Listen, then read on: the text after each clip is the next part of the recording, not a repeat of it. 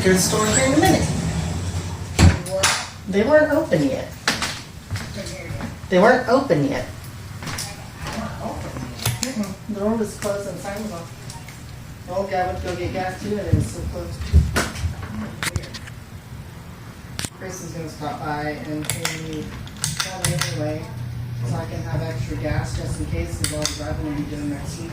I have 5 grandma interviews next week. Each day next week.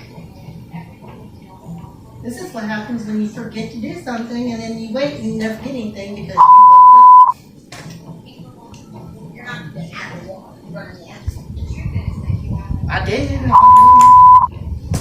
Let me charge my phone.